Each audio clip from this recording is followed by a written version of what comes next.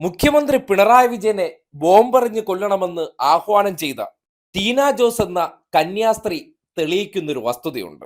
ശിരോവസ്ത്രങ്ങൾ ഒരു വ്യക്തിയെയും മനുഷ്യനാക്കുന്നില്ല. ശിരോവസ്ത്രത്തിനുള്ളിൽ പ്രവേശിച്ചു എന്ന് കരുതിക്കൊണ്ട് ഒരു വ്യക്തിക്കും മാനസാന്തരവും വരുന്നില്ല. ഇത് പൊതുജനം പൊതുവെ മനസ്സിലാക്കിയിരിക്കേണ്ട ഒരു യാഥാർത്ഥ്യമാണ്. നമ്മൾ വല്ലാതെ ആദരിക്കുന്ന പൗരോഹിത്യ വിഭാഗത്തിലെ ശിരോവസ്ത്രങ്ങളുണ്ട്. ഈ വസ്ത്രങ്ങൾക്കുള്ളിൽ പ്രവേശിച്ചു കഴിഞ്ഞാൽ അവർ ഇന്നലകളിൽ ജീവിച്ച മനുഷ്യരെ പോലെയല്ല. അവരുടെ മനസ്സൊക്കെ ദൈവവുമായി ഇഴകിച്ചേരുമ്പോൾ എന്തോ മാറ്റം വരുമെന്ന് നമ്മൾ പ്രതീക്ഷിക്കുന്നുണ്ട്. അങ്ങനെ പ്രതീക്ഷിച്ചിരിക്കുമ്പോഴാണ് ടീന ജോസ് എന്ന 2020 ജട്ടി സാബുവിന്റെ അടിമപ്പണിക്കാരിയായിട്ടുള്ള ശിരോവസ്ത്രക്കാരി മുഖ്യമന്ത്രി തെരഞ്ഞെടുപ്പ് പ്രചരണത്തിന് ഇറങ്ങാൻ പോകുന്നു എന്ന പോസ്റ്റിന് താഴെ അദ്ദേഹത്തെ ഇല്ലായ്മ ചെയ്യണമെന്ന ആഹ്വാനവുമായി രംഗത്തെത്തിയിരിക്കുന്നത്. രാജീവ് ഗാന്ധി പോലുള്ള മാതൃകയിൽ പിണറായി വിജയനെയും ഇല്ലാതാക്കണമെന്ന് ശിരോവസ്ത്രവും ധരിച്ചുകൊണ്ട് ഈ സമൂഹത്തിനോട് ആഹ്വാനം ചെയ്യുകയാണ്.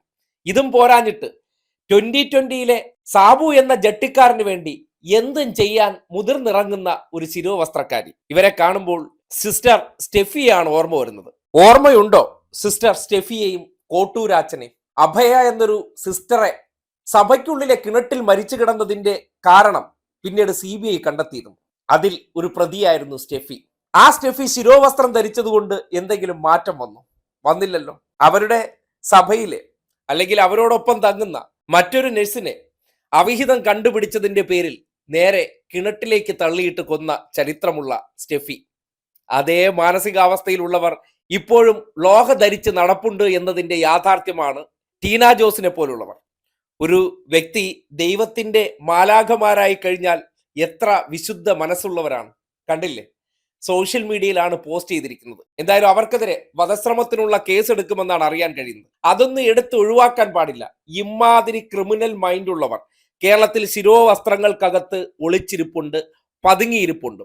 അതായത് മനുഷ്യന്റെ രൂപത്തിലുള്ള മൃഗ മനസ്സുള്ള പലരും ഈ സമൂഹത്തിനെ പരസ്പരം തമ്മിലടിപ്പിക്കാനും തങ്ങളുടെ ഇടങ്ങൾ സേഫ് ആക്കാൻ വേണ്ടി പരിശ്രമിക്കുന്ന പല മാലാഖ ക്രിമിനൽമാരും ഉണ്ട്. അത് സകലമാന പേരെയും അടച്ചധിക്ഷേപിച്ചല്ല, പക്ഷേ അത്രക്കാർ കൂടി ചേർന്നതാണ് ഈ ശിരോവസ്ത്രങ്ങൾക്കുള്ളിലുള്ളവർ എന്ന് പറയേണ്ടി വരികയാണ്. അത് ഇപ്പോ ക്രിസ്ത്യൻ സഭയെ മാത്രം മുൻനിർത്തിയല്ല, ഹിന്ദുക്കൾക്കുള്ളിലെ ശിരോവസ്ത്രങ്ങളുണ്ട്, മുസ്ലിം മതവിഭാഗങ്ങൾക്കിടയിലെ ശിരോവസ്ത്രങ്ങളുണ്ട്, ഒപ്പം തന്നെ ലോഹയുമുണ്ട്. ഇതുപോലുള്ള തിരുവസ്ത്രങ്ങൾക്കകത്തിരിക്കുന്നവർ അത് ധരിച്ചു എന്ന് കരുതിക്കൊണ്ട് നിങ്ങൾ കരുതുന്നത് പോലെ മാലാഖമാരാണെന്ന് കരുതുകയാണെങ്കിൽ ഈ അടുത്ത കാലത്ത് നിങ്ങൾക്ക് എറണാകുളത്തെ റിത്ത സ്കൂളിൽ കണ്ട ഒരു മാലാഖയുണ്ട്. അവരുടെ വായിൽ നിന്ന് വന്ന വർത്തമാനങ്ങൾ നമ്മൾ കേട്ടതാണ്. അപ്പോ ശിരോവസ്ത്രത്തിനകത്തേക്ക് പ്രവേശിപ്പിക്കുന്ന മനോഭാവങ്ങൾ എന്താണെന്ന് ഈ നാടിന് ഊഹിക്കാവുന്നതേ ഉള്ളൂ. ശിരോവസ്ത്രത്തിനകത്തിരുന്ന് ക്രിമിനൽ ആക്ടിവിറ്റി ചെയ്യാൻ പ്രാപ്തിയുള്ളവരെയും ഇതിനകത്ത് പ്രവേശിപ്പിക്കുന്നുണ്ട്. കാര്യം മതം ഇഞ്ചക്ട് ചെയ്ത് ആ മതത്തിന് വേണ്ടിയുള്ള അടിമകളെ സൃഷ്ടിക്കാൻ, അതിനു വേണ്ടിയുള്ള തീവ്ര പോരാളികളെ സൃഷ്ടിക്കാൻ ഈ പറയുന്ന ശിരോവസ്ത്ര ക്രിമിനലുകളെയാണ് നിയോഗിക്കുന്നത്. അവരിലൂടെയാണ് ഈ നാട്ടിൽ മത അടിമ പോരാളികളെ സൃഷ്ടിക്കുന്നത്.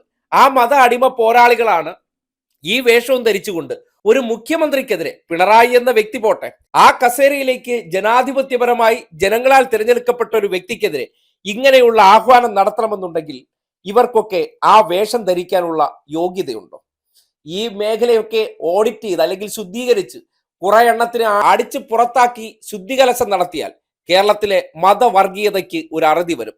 മതവർഗീയത വളർത്താൻ വേണ്ടി ഇതുപോലുള്ള പല വിഷജന്തുക്കളെയും അല്ലെങ്കിൽ ക്രിമിനൽ ആക്ടിവിറ്റീസിന് വരെ മനോഭാവമുള്ളവരെ എല്ലാ മതവിഭാഗക്കാരും അവരുടെ ശിരോവസ്ത്രങ്ങൾക്കുള്ളിൽ ഒളിപ്പിച്ചിട്ടുണ്ട് എന്നുള്ള യാഥാർത്ഥ്യമാണ് ഈ ഒരു ടീന ജോസിലൂടെ പുറത്തേക്ക് വരുന്നത്. 2020 മുതലാളിക്ക് വേണ്ടി എന്തും ചെയ്യാൻ, ഏത് വിടുപണി ചെയ്യാനും മടിയില്ലാത്ത ടീന ജോസുമാരുടെ ഈ ആഹ്വാനത്തെ അത്ര ലളിതമായി കണ്ട് തള്ളിക്കളയേണ്ടതില്ല. അതിനെതിരെ സമൂഹം ഉണരേണ്ടതുണ്ട്. സമൂഹത്തിനെ ഉദ്ധരിക്കാൻ വേണ്ടി നടക്കുന്ന ഈ ശിരോവസ്ത്രക്കാരെ മുഴുവൻ ഈ നാടൊന്നടങ്കം ശുദ്ധീകരിക്കേണ്ട സന്ദർഭം കൂടിയാണ്. നിങ്ങളുടെ മുന്നിൽ വന്നിരുന്ന് വിശ്വാസത്തിന്റെ മധുരം പുരട്ടുന്ന വരികൾക്കിടയിലൂടെ ഇവർ നിങ്ങളുടെ ഉള്ളിലേക്ക് കുത്തി നിറയ്ക്കുന്നത് വിഷമാണെന്ന് തിരിച്ചറിയുക. അതുകൊണ്ട് ഇവർ പറയുന്ന കാര്യങ്ങളെ തൊണ്ട തൊടാതെ വിഴുങ്ങുന്ന മത അടിമകളാകരുത് എന്നൊരു അഭ്യർത്ഥന മാത്രമാണ് പൊതുസമൂഹത്തിന്റെ മുന്നിൽ വയ്ക്കാനുള്ളത്.